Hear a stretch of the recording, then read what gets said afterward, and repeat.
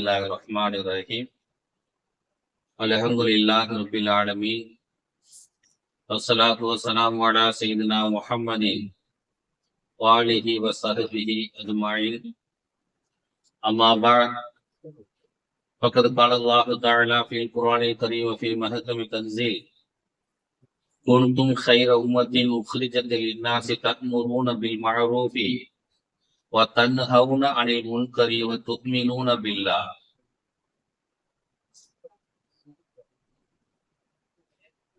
قال نبينا رسول الله صلى الله عليه وسلم من رأى منكم منكرا فليغيره بيده فإن لم يستطع فبلسانه فإن لم يستطع فبقلبه وذلك أضعف الإيمان أو كما قال رسول الله صلى الله عليه وسلم. اللهم صل على سيدنا محمد شمس الأنبياء وبدر المرسلين وكتب الأولياء وافتخار المتقين تاج الأمة شفيع المذنبين شفيعي يوم القيامة الله يا أهل.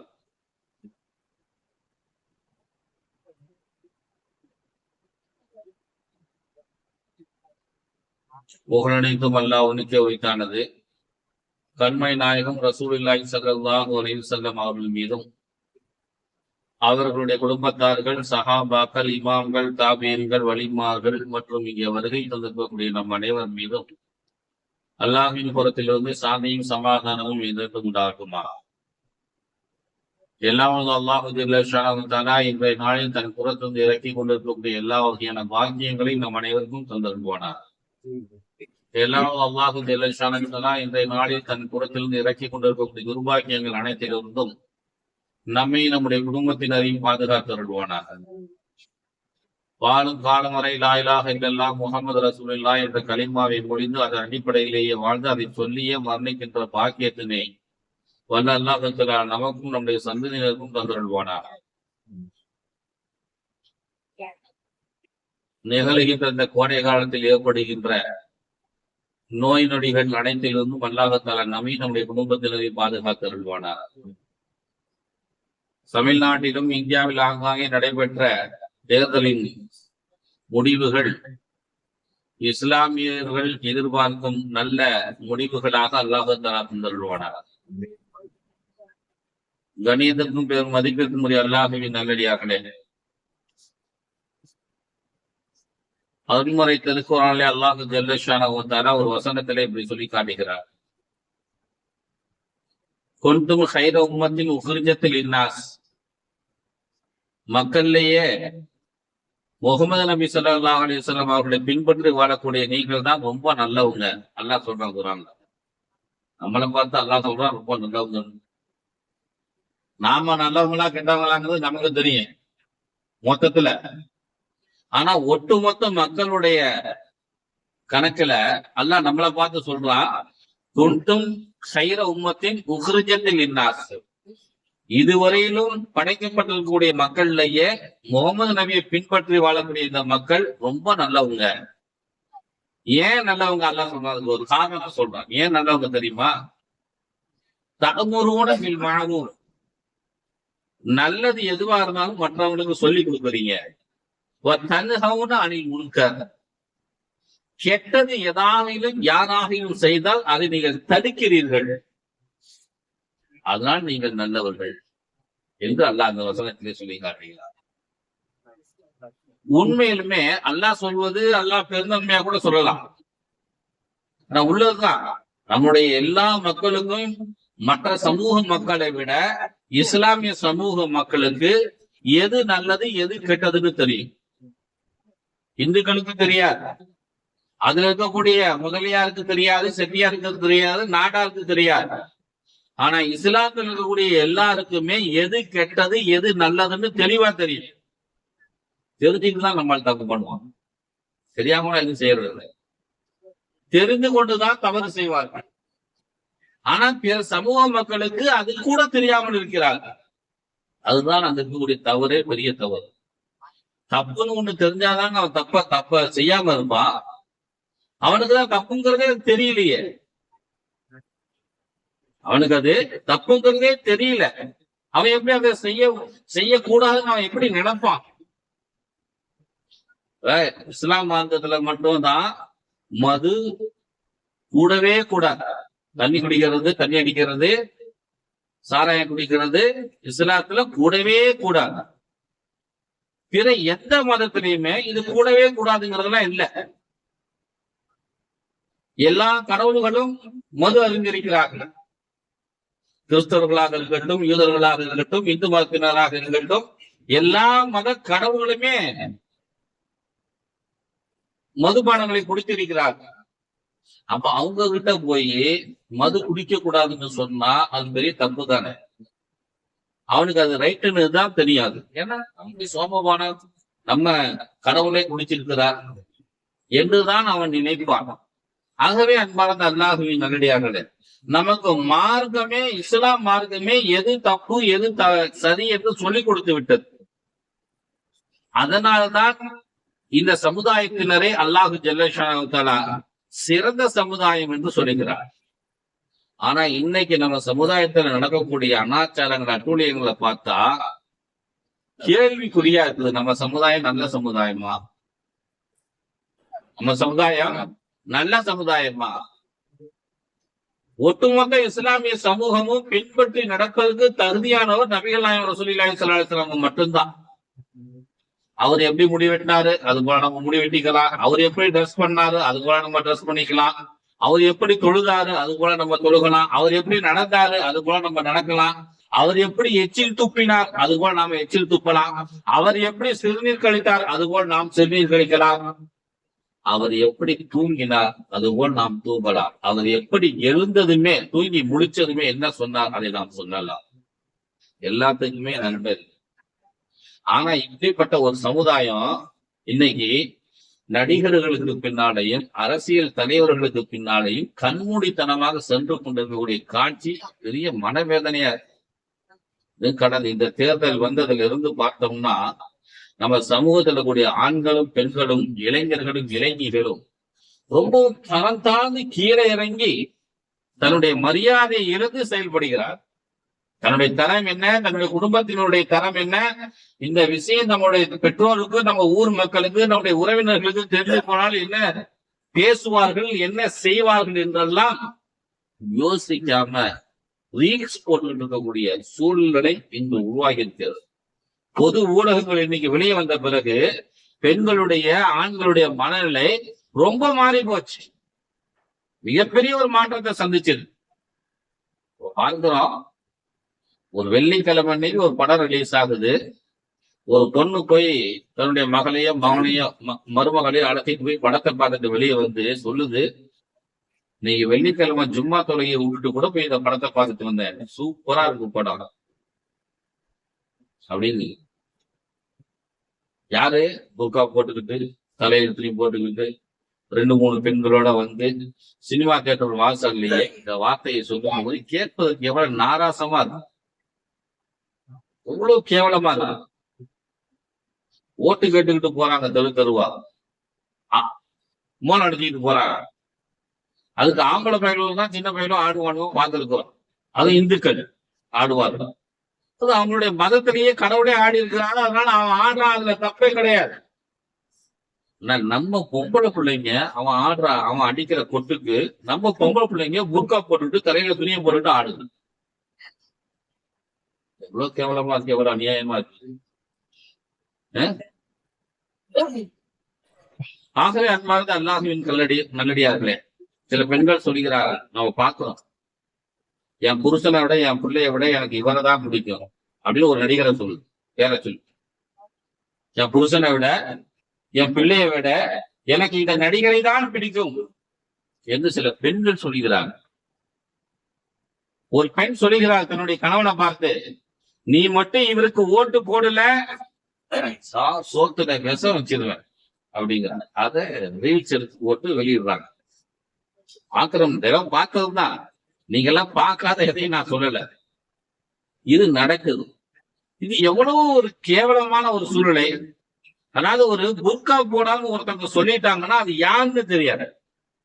புர்காவை போட்டுக்கிட்டு சொல்லும் பொழுது இஸ்லாமிய சமூகம் தான் என்று தெளிவாக தெரியுது. முன்னாடி என்ன செஞ்சாங்க, புர்காவை போட்டுக்கிட்டு கோவில் வாசல்ல போய் ஆண்டு தலையை தூக்கி போட்டு வருவான் ஒருத்தன். யாருனாக்கா அவனே இந்துவா தான் இருப்பான். ஆனா இது முஸ்லிம்கள் மேல பழி வரணும் என்பதற்காக வேண்டி துர்கா போட்டுட்டு ஓடுவான். இன்னும் ஒரு பக்கம் இப்படி செய்து கொண்டிருந்தவர்களுக்கு மத்தியில அதெல்லாம் நீங்க செய்யாதீங்கப்பா, இந்த வேலையை நாங்களே செஞ்சுக்கிறோம் என்று இன்னைக்கு நம்முடைய சமூக பெண்கள் இவர்களாகவே இறங்கி கீழ்த்தரமான இப்படிப்பட்ட செயல்பாடுகளை செய்து கொண்டிருக்கிறார்கள்.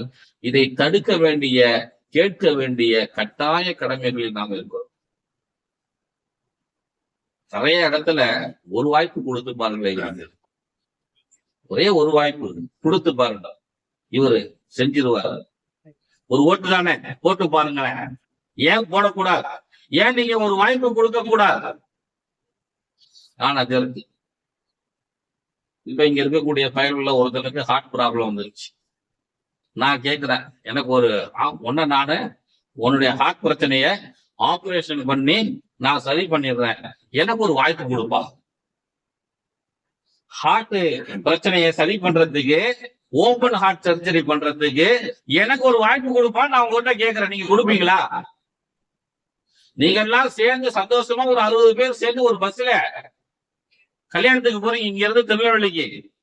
எனக்கு டிரைவிங் தெரியாது, எனக்கு ஒரு வாய்ப்பு கொடுங்கப்பா, உங்களெல்லாம் நான் பத்திரமா கொண்டு போய் திருநெல்வேலியில சேர்த்துறேன், வாய்ப்பு கொடுப்பீங்களா? ஏன் கொடுப்பீங்களா ஒரு வாய்ப்பு? அப்ப ஒரு வாய்ப்பு எனக்கு ஏன்னா இது சம்பந்தமா எனக்கு எதுவுமே தெரியாது. நான் 50 வருஷமா, எனக்கு 52 வயசு ஆகுது. 52 வருஷமா நான் இருந்த துறை வேற, இன்னைக்கு நான் வருகிற துறை வேற. வந்ததுமே எனக்கு ஒரு வாய்ப்பு கொடுன்னா இது என்ன சாதாரணமான இடமா? நம்ம ஒரு முதலமைச்சர் பதவிங்கிறது, முதலமைச்சர் பொறுப்புங்கிறது சாதாரணமான பொறுப்பாக தூக்கி கொடுத்துட முடியுமா? என்ன தெரியும் ஆழ்வதற்கு? வெயில்ல நடக்க முடியல, இந்த நடிகனால வெயில்ல நடக்க முடியல, நேரத்துக்கு சொன்ன நேரத்துக்கு ஒரு இடத்துக்கு போக முடியல. ஒரு பிரச்சனைன்னு சொல்லி 42 பேர் 43 பேர் ஒரே நேரத்துல கொலை செய்யப்பட்ட பொழுது கரூர் மாவட்டத்துல விட்டுட்டு ஓடி வந்த நீங்க ஒரு பிரச்சனை சமூகத்துல எப்படி முன்னால் நின்று வேலை பார்ப்பீங்க? யாருக்கு என்ன தெரியும்? ஒரு வாய்ப்பு கொடுங்கன்னா ஒட்டுமொத்த தமிழ் இனத்தையும் கொண்டு போய் கடல் கரையில கொண்டு வந்து நிப்பாட்டி அல்லது வாழும் மொழியில தழுவது போன்ற சூழ்நிலைகள் உருவாகிவிடும். ஆகவே அன்பார்ந்த அல்லாஹ்வின் நல்லடியார்களே, ஒரு நடிகனுக்கு பின்னால போகிறது மிகப்பெரிய தவறு என்பதை நாம் புரிந்து கொள்ள வேண்டும். நம்ம வீட்டு பிள்ளைகளுக்கு அதை சொல்லி புரிய வைக்கும். பையன் 12வது பரீட்சை எழுதிருக்கிறான், உதாரணத்துக்கு நீங்க 12வது பரீட்சை எழுதிருக்கிறீங்க, உனக்கு திருத்த வேண்டிய டீச்சர் வரல, அதை நான் திருத்தி நான் மார்க் போடுகிறேன். எனக்கு அஜரத்தி, எனக்கு அரபி தான் தெரியும், எனக்கு உருது தான் தெரியும், நீ ஆங்கிலத்துல எழுதியிருக்க எக்ஸாம் என்ன, அங்க அதை திருத்தி மார்க் போடுவதற்கு நீங்க அனுமதிப்பீங்களா?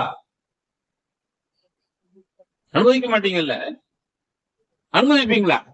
எனக்கு ஒரு வாய்ப்பு கொடுப்பா, நான் அதை திருத்தி மார்க் போட்டு தரேன். யாராவது எனக்கு வாய்ப்பு கொடுப்பாங்களா? உன்னுடைய சொந்த விஷயம், உனக்கு மட்டும்தான் அது சம்பந்தமானது. ஆனா இந்த ஒரு முதலமைச்சர் அப்படிங்கிற இந்த பொறுப்பு சொந்த விஷயம் கிடையாது, ஒருத்தன் சம்பந்தப்பட்ட விஷயம் இல்ல. தமிழ்நாட்டில் இருக்கக்கூடிய 8 கோடி 9 கோடி மக்களுடைய பிரச்சனை.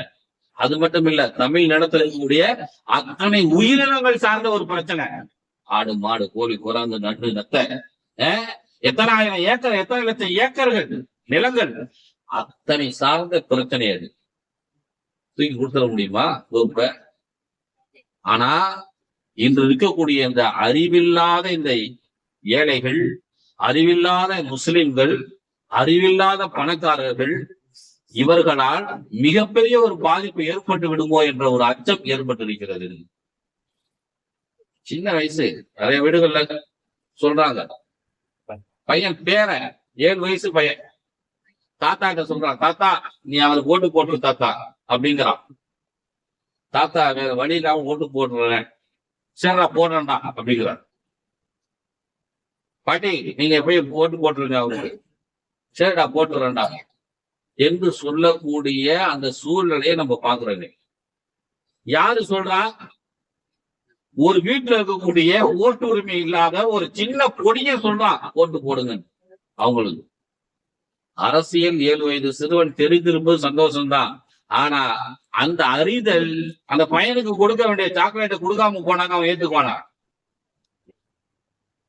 அந்த சின்ன பையனுக்கு தவறான முறையில ஒரு மருத்துவம் செஞ்சா நம்ம ஏத்துக்குவாங்களா யாராவது? ஆகவே அன்பார்ந்த அல்லாஹ்வின் நல்லடியார்களே, இன்று சமுதாயம் ஒரு மிகப்பெரிய தவறான வழியில போய் கொண்டிருக்கிறது. அதிலிருந்து நம்மை நாம் பாதுகாத்துக் கொள்ள வேண்டும். பெருமானார் சொல்லக்கூடிய ஒரு ஹதீஸ் முஸ்லிமில் பதிவு செய்யப்பட்டிருக்கிறது. அறிவில்லாத ஏழைகள் நரகத்திற்கு செல்வார்கள்,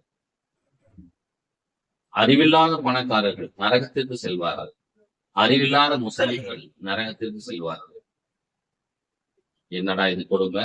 அறிவு இல்லை அப்படிங்கிறதுக்காக வேண்டிய ஒருத்தன் நரகத்துக்கு போவானா? அறிவு இல்லை அப்படிங்கிறதுக்காக வேண்டிய ஒருத்தன் நரகத்துக்கு போவானா? இது கேள்வி, சரியான கேள்விதானே. ஆனா ரசூலுல்லாஹ் சொல்லிட்டாங்க, நரகத்துக்கு தான் போவோம். ஏன்னா பகுத்தறிவுங்கிறத எல்லாத்துக்கும் நல்லா கொடுத்துருக்கோம்.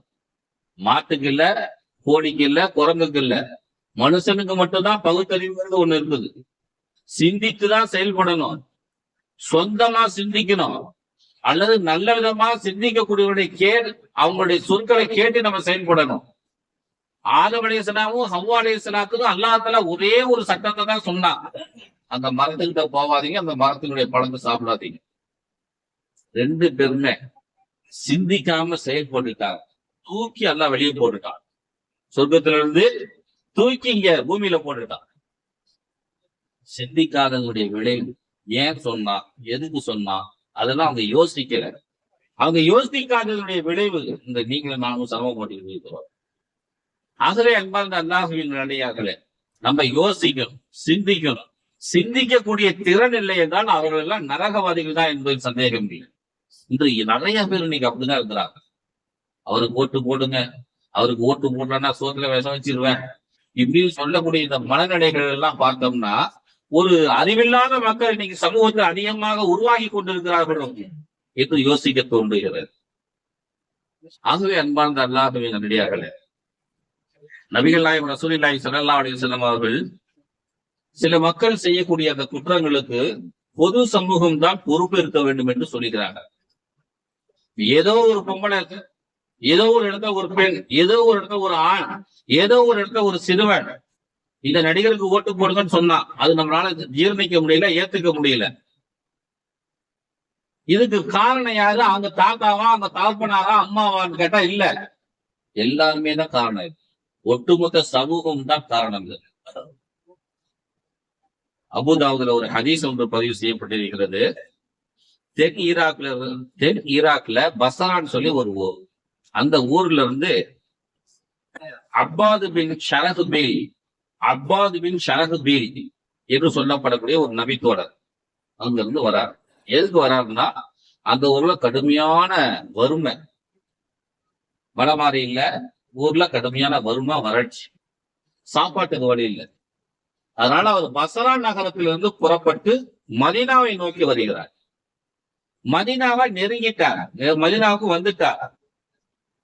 அவருக்கு கடுமையான பசி, சாப்பிடுறதுக்கு ஒண்ணு இல்லை.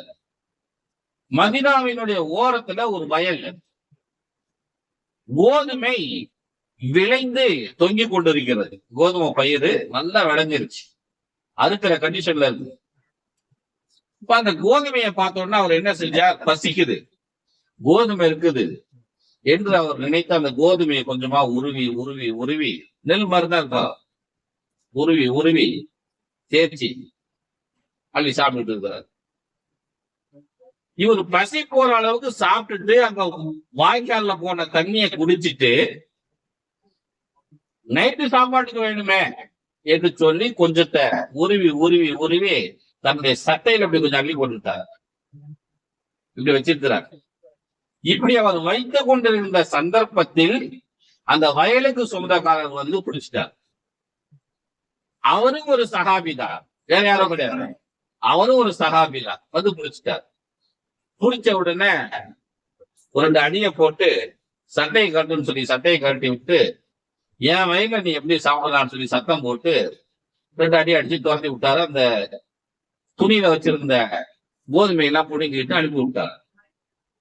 இவர் என்ன செஞ்சாரு? இந்த அப்பாது பின் ஷரஹ்பீல் என்று சொல்லப்படக்கூடிய இந்த சஹாபி நேரா ரசூலுல்லாஹி ஸல்லல்லாஹு அலைஹி வஸல்லம் உங்ககிட்ட வந்து, யார் ரசூலுல்லாஹ், பசிக்குது, இதுக்காக 2 கோதுமையை உருவி சாப்பிட்டேன். இன்னும் கொஞ்சம் எடுத்து வச்சுக்கலாமே கொஞ்சம் எடுத்து வச்சுக்கிட்டேன். அதுக்கு இவர் என்னை அடிச்சுட்டு சட்டையை குடுக்கிட்டு விட்டார். கிராமங்கள்ல அப்படித்தான் செய்வாங்க. ஏதாவது ஒரு கடையில ஏதாவது மரத்துல மாங்காய் தட்டிட்டோம்னா என்ன செய்வான்? மாங்காய் மரத்துக்காரன் சட்டையை குடிக்க வச்சுக்குவான். உங்க அப்பா அழைச்சிக்குவான், உங்க அம்மா அழைச்சிக்குவான். இது சாதாரண நடக்கக்கூடிய ஒரு நடைமுறை. இவர் பெருமானார் ஸல்லல்லாஹு அலைஹி வஸல்லம் அவங்ககிட்ட போய் சொன்னதுமே பெருமானார் ஸல்லல்லாஹு அலைஹி வஸல்லம் அவங்க அந்த தோட்டத்துக்காரர் அந்த வயலுக்கு சொந்தக்காரரை வரவழைத்து விசாரித்தார். இவர் நீ அடிச்சியா?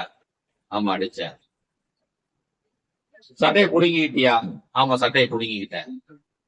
பெருமானார் ஸல்லல்லாஹு அலைஹி வஸல்லம் அவர்கள் சொன்னார்கள், நீங்கள் அவருக்கு நீங்க சில புத்திமதிகளை சொல்லியிருக்கணும். இப்படி சாப்பிடக்கூடாதுங்கிற புத்திமதியை நீங்க சொல்லியிருக்கணும். அவர் எங்க இருந்து வர்றாரு, எந்த சூழ்நிலையில இதை சாப்பிடுறாருங்கிற கதையை நீங்க கேட்டிருக்கணும். அவர் சம்பந்தமா நீங்க விசாரிச்சிருக்கணும். அதையும் செய்யுங்க. இவரு பசிக்காக வேண்டி சாப்பிட்டு இருக்கிறார். அப்ப நீங்க என்ன செய்யணும்? இது போதுமாப்பான்னு சொல்லி கேட்டு இன்னும் கொஞ்சம் கொடுத்துருக்கணும். அல்லது இதெல்லாம திம்ப வா நான் உனக்கு சோறு போடுறேன் என்று சொல்லி அழைந்து சென்று அவருக்கு நீ சோறு போட்டிருக்கணும். அவரை நீங்க அடிச்சிருக்க கூடாது, தப்பு. அவருடைய ஆடைகளை நீங்க கலட்டி இருக்க கூடாது, தப்பு. இப்படி நீங்க நிறைய தப்பு பண்ணிட்டீங்க. அதனால நீங்க என்ன செய்யணும்னா இவருக்கு ஒரு வசக்கு கோதுமை நீங்க கொடுத்துடுங்க. அதுதான் நீங்க செஞ்ச தவறுக்கு பரிகாரம் என்று நபிகள் நாயகம் ரசூலுல்லாஹி ஸல்லல்லாஹு அலைஹி வஸல்லம் சொல்றாங்க. ஒரு வசக்குனா அந்த ஊரினுடைய அளவையில 180 கிலோ. எப்படி? 180 கிலோ ஒரு வசக்குனா ஒரு அளவு. ஒரு மூட்டை கொடுத்துருக்குன்னா என்ன அர்த்தம்? நம்ம ஊர்ல இன்னைக்கு ஒரு மூட்டைனாக்க 26 கிலோ. இதே கிராமங்கள்ல போய் கேட்டோம்னாக்க 78 கிலோ ஒரு நெல் மூட்டை. பருத்தி மூட்டை 56 கிலோ போடுவான். 48 கிலோ கடலை போடுவான். சாக்கு 2 கிலோ. இன்னும் ஒவ்வொரு பொருளுக்குமான மூட்டைனாக்க ஒரு அளவு இருக்குது ஒவ்வொரு மூட்டைக்கும். அந்த மாதிரி நபிகள் நாயகம் ரசூலுல்லாஹி ஸல்லல்லாஹு அலைஹி வஸல்லம் அவங்க அந்த சஹாபி கிட்ட ஒரு வசக்கு அவருக்கு நீங்க செஞ்ச தவறுக்கு தண்டனையாக ஒரு வசக்கு கொடுத்துருங்க என்று பெருமானார் ஸல்லல்லாஹு அலைஹி வஸல்லம் சொன்னாங்க. சரிங்க யார சொன்னாலும் அவரு கேட்டுக்கிட்டாரு. தப்பு செஞ்சது யாரு? அப்பாது பின் ஷரஹுபில். அவருதான் அடுத்தவங்களுடைய வயல்ல போய் பறிச்சு சாப்பிட்டார். ஆனா அவருக்கு புத்திமதியை ரசூலுல்லாஹ் சொல்லாம யாருக்கு புத்திமதி சொன்னாங்க? தோட்டத்துக்கு சொந்தக்காரர்கிட்ட புத்திமதி சொல்லியிருக்கிறாங்க. அவருக்கு தண்டனை ரசூலுல்லாஹ் கொடுத்திருக்கிறாங்க. ஏன்? இதுதான் இங்க நாம கவனிக்க வேண்டியது. இன்னைக்கு சமூகத்தில் இருக்கக்கூடிய பிரச்சனை. ஏன்னா அவரு வெளியூருக்காரரு, இந்த ஊரினுடைய நிலவரம் தெரியாது, பசியோட வந்திருக்கிறாரு, அவருக்கு சோறு போடணும். என்னவோ பறிச்சு சாப்பிட்டாரு, சட்டை கட்டிட்டு விட்டுருவியா? தவறு இல்லையா அது? நீங்க செஞ்சது தவறு. நபிகள் நாயகம் ரசூலுல்லாஹி ஸல்லல்லாஹு அலைஹி வஸல்லம் அவங்க பொதுவாகவே சொல்லி இருக்கிறாங்க. என்ன சொல்லி இருக்கிறாங்க அப்படின்னா, ஒரு பசித்தவர் அடுத்தவங்களுடைய நிலத்துல இருந்து பசிக்கிற அளவுக்கு மட்டும் எடுத்து சாப்பிட்டுக்கலாம். ஒரு மாம்பழம் இருக்கு, கொய்யாப்பழம் இருக்குது, இந்த மாதிரி கோதுமை இருக்குதுன்னா பறிச்சு சாப்பிட்டுக்கலாம். ஆனா அள்ளிக்கிட்டு போயிடக்கூடாது, நிறைய பறிச்சு எடுத்துட்டு போயிடக்கூடாது என்று பெருமானார் ஸல்லல்லாஹு அலைஹி வஸல்லம் அவங்க ஒரு சட்டத்தை வகுத்து இருக்கிறாங்க, சொல்லி இருக்கிறாங்க ஏற்கனவே. இந்த சட்டத்தை தெரிந்தவர் தான் அந்த உள்ளூர் சஹாபி. இந்த சட்டத்தை தெரிந்தவர் தான் உள்ளூர் சஹாபி. வெளியூருக்கு வந்த அந்த சஹாபிக்கு தெரியாது. அப்ப உள்ளூர் சஹாபியாக நீங்க இந்த சட்டத்தை தெரிஞ்சிருக்கக்கூடிய நீங்க அவருக்கு இந்த மாதிரி ஒரு சட்டத்தை சொல்லி கொடுத்திருக்கணும். இஸ்லாமிய சட்டம் இதுதான்ப்பா, நீ சாப்பிடுற அளவுக்கு வேண்டுமானா சாப்பிட்டுக்கலாம், ஆனா பறிச்சுலாம் எடுத்துட்டு போக கூடாது, இந்த மாதிரி துணியில மூட்டை கட்டி எடுத்துட்டு போக கூடாது, அதை நீங்க செஞ்சிட்டது தப்பு என்று நீங்கள் சொல்லி கொடுத்திருக்க வேண்டும். அதை நீங்கள் சொல்லவில்லை என்று நபிகள் நாயகம் ரசூலுல்லாஹி ஸல்லல்லாஹு அலைஹி வஸல்லம் அவர்கள் அந்த தோட்டத்துக்கு உரிய சஹாபியை தான் சத்தம் போட்டதாக கண்டித்ததாக ஹதீசுகளை நம்ம பார்க்க முடியுது. அபூதாவூத், திர்மிதி, முஸ்லிம், அஹ்மது எல்லாம் அந்த ஹதீஸ்கள் பதிவு செய்யப்பட்டுள்ளது. பெருமானார் ஸல்லல்லாஹு அலைஹி வஸல்லம் அவங்க வேற ஒருத்தர் தான் கண்டிச்சாங்க, பொது சமூகத்தை தான் கண்டிச்சாங்க. அது போல நம்ம என்ன செய்யணும்னா, பொது சமூகமாகிய நாமெல்லாம் இந்த நடிகர்களுக்கு பின்னால் போகக்கூடிய மக்களுக்கு பொறுப்புதார் யாருன்னா நீங்களும் நானும் தான். அந்த நடிகனுக்கு பின்னால போகக்கூடிய தாய் தாபம் மட்டும் இல்ல, குடும்பத்தினர்கள் மட்டும் பொறுப்பு இல்ல, நீங்களும் நானும் கூட பொறுப்பாளிகள் தான். நபிகள் நாயகம் ரசூலுல்லாஹி ஸல்லல்லாஹு அலைஹி வஸல்லம் அவர்கள் சொல்லுவார்கள், நீங்க ஒரு அருவருப்பான தவறான செய்யக்கூடிய ஒரு காரியத்தை நீங்க பாத்தீங்கன்னா, யாராவது ஒரு தப்பு செய்யறா அதை நீங்க பாத்தீங்கன்னா அதை கையால தடுக்கு, முடியலையா நாவால தடுக்கு, அதுக்கும் முடியலையா மனசால என்னப்பா இந்த மாதிரி பண்றாளோ என்று மனதால் அதை வெறுத்து ஒதுக்க வேண்டும் என்று நபிகள் நாயகம் ரசூலுல்லாஹி ஸல்லல்லாஹு அலைஹி வஸல்லம் நமக்கு வழிகாட்டி இருக்கிறார். இந்த வழிமுறைகளை எல்லாம் பின்பற்ற வேண்டிய கட்டாய கடமையில் நாம் இருக்கிறோம். ஆகவே அன்பார்ந்த அல்லாஹ்வின் நல்லடியார்கள், இந்த நடிகர்களுக்கு பின்னால், அரசியல் தலைவர்களுக்கு பின்னால் அவர்களே கதி என்று பின்னால் போவதை இந்த சமூகம் இஸ்லாம் நமக்கு வன்மையாக கண்டிக்கிறது, வன்மையாக தடுக்கிறது. நாம் பின்பற்ற வேண்டிய நபர்கள் அல்லாஹும் ரசூலும் மட்டும்தான். இவர்கள் இருவரை தவிர வேற யாருக்கு பின்னால கண்மூடித்தனமா போனாலும் அது தவறான செயல்தான். அவர்கள் நல்லதே செய்தாலும் சரியே தவறான செயல்தான்.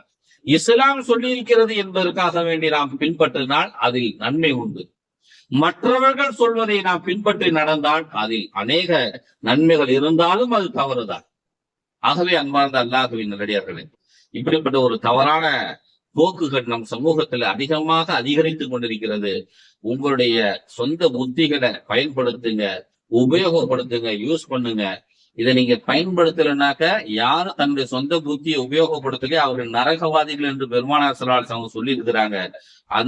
அப்படிப்பட்ட சூழ்நிலைகளுக்கெல்லாம் நாம் ஆளாகி விடக்கூடாது என்பதை மனதில் இருத்திக் கொண்டு இஸ்லாத்தை முழுமையாக பின்பற்றி வாழ்வதற்கு நல்லாக அருள் செய்வானாக.